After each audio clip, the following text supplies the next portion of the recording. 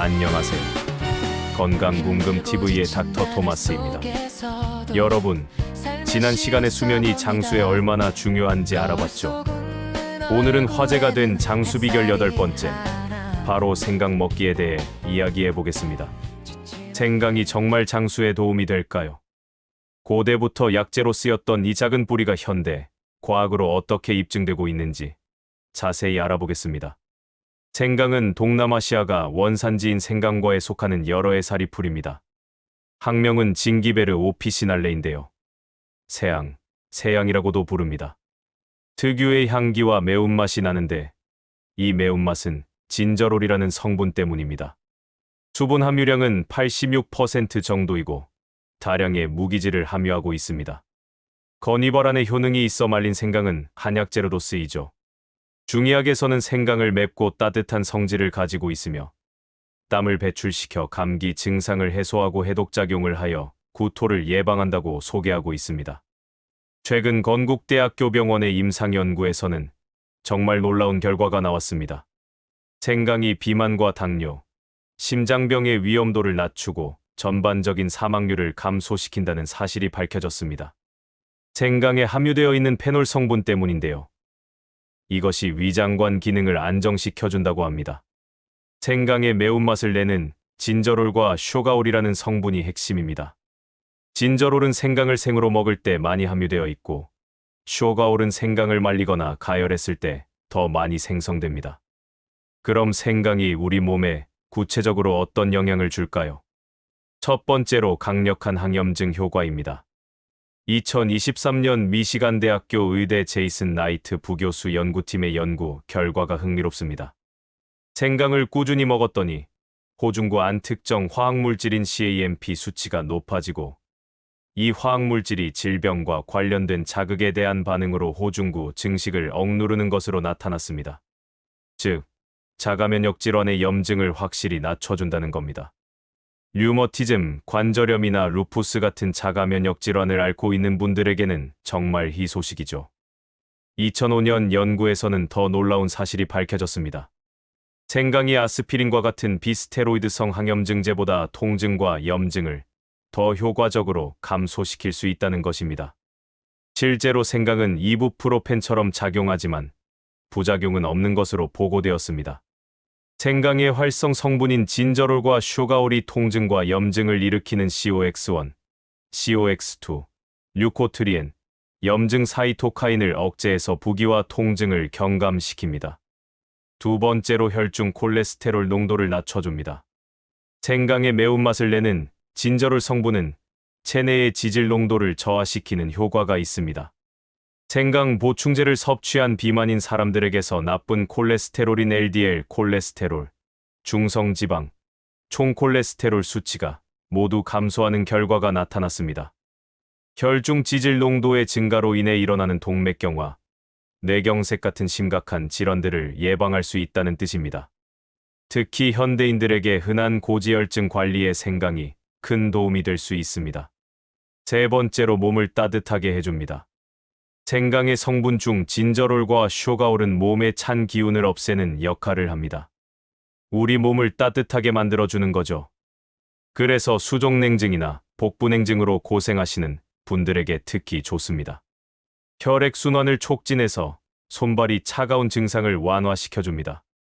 겨울철에 생강차 한 잔이면 온몸이 따뜻해지는 걸 느낄 수 있는 이유가 바로 이 때문입니다. 네 번째로 면역력을 강화시킵니다.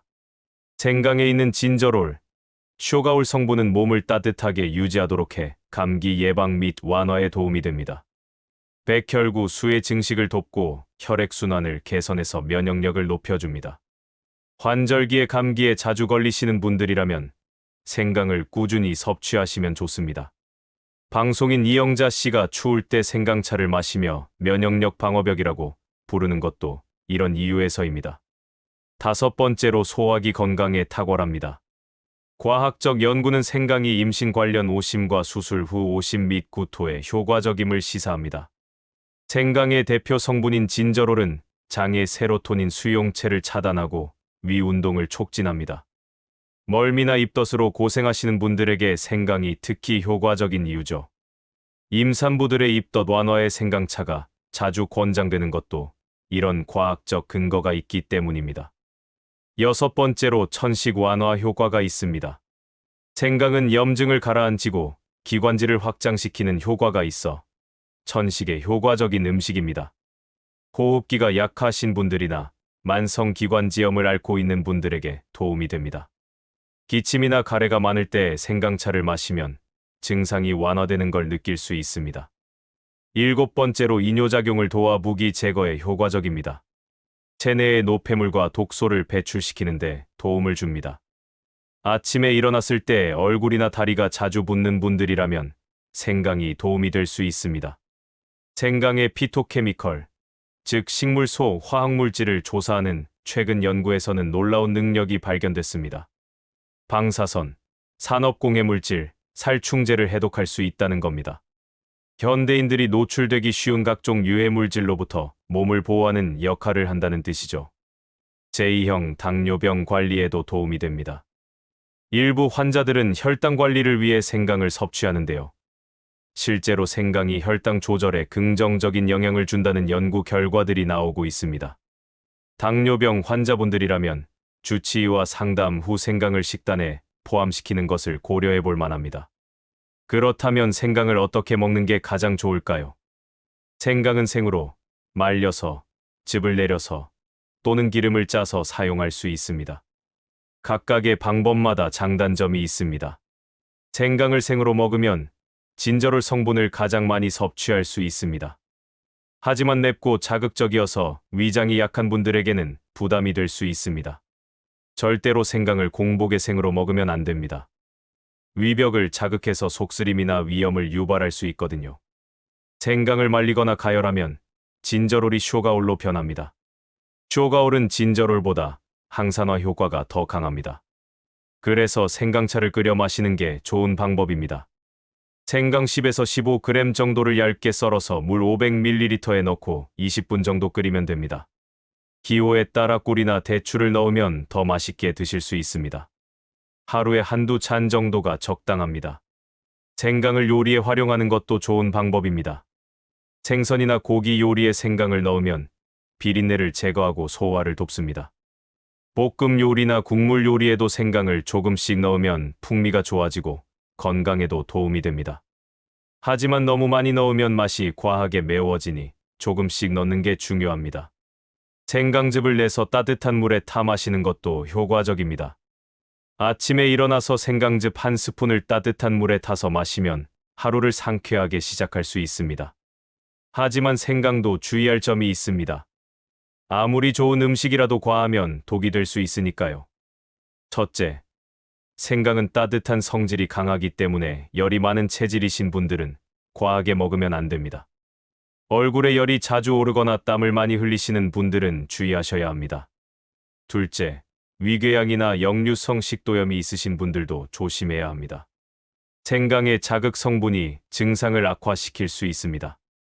셋째, 혈액 응고를 억제하는 약을 복용 중이신 분들은 생강 섭취 전에 반드시 의사와 상담하셔야 합니다. 생강이 혈액순환을 촉진하고 혈액을 묽게 만드는 효과가 있어서 출혈 위험이 높아질 수 있습니다. 수술을 앞두고 계신 분들도 마찬가지입니다. 넷째, 임산부의 경우 입덧 완화에는 도움이 되지만 과량 섭취는 피해야 합니다. 하루 1g 이내로 제한하는 게 안전합니다. 다섯째, 담석증이 있으신 분들도 주의가 필요합니다. 생강이 담즙 분비를 촉진시켜서 담석 발작을 유발할 수 있습니다. 여섯째, 당뇨약을 복용 중이신 분들은 생강이 혈당을 낮추는 효과가 있어서 저혈당 위험이 있습니다. 반드시 주치의와 상담 후 섭취하세요. 일곱째, 고혈압약을 드시는 분들도 마찬가지입니다. 생강이 혈압을 낮추는 효과가 있어서 약과 함께 먹으면 혈압이 너무 떨어질 수 있습니다. 좋은 생강을 고르는 법도 알아두시면 좋습니다. 크기와 모양이 일정하고 표면이 매끄러운 것이 좋습니다. 손으로 눌렀을 때 단단하고 묵직한 느낌이 드는 게 신선한 생강입니다. 표면에 주름이 많거나 물렁한 느낌이 들면 오래된 거니까 피하세요. 향이 진하고 매운맛이 강할수록 효능도 좋습니다. 생강 껍질도 버리지 마세요. 중의학에서는 생강 껍질이 맵고 차가운 성질을 가지고 있어 부기에 좋다고 소개합니다. 생강을 보관할 때는 신문지에 싸서 냉장고 야채칸에 보관하면 한 달 정도 신선하게 유지됩니다. 냉동 보관도 가능한데요. 깨끗이 씻어서 물기를 제거한 후 랩으로 싸서 냉동실에 넣으면 됩니다. 필요할 때마다 꺼내서 바로 갈아 쓸 수 있어 편리합니다. 생강 분말을 구입하실 때는 유기농 제품을 선택하시고 첨가물이 없는지 확인하세요. 제가 진료실에서 만나는 많은 환자분들이 생강의 효능에 대해 궁금해하십니다. 특히 관절염으로 고생하시는 분들이 생강차를 꾸준히 드신 후 통증이 많이 완화됐다고 말씀하시는 경우가 많습니다. 한 환자분은 10년 넘게 손가락 관절염으로 고생하셨는데 매일 아침 생강차를 마시기 시작한 후 석 달 만에 붓기가 확연히 줄고 통증도 많이 감소했다고 하시더라고요. 물론 개인차가 있지만 꾸준히 섭취하면 분명히 효과를 볼 수 있습니다. 또 다른 환자분은 만성 소화불량으로 힘들어하셨는데 식후에 생강차를 한 잔씩 마시니까 속이 편해졌다고 하셨습니다.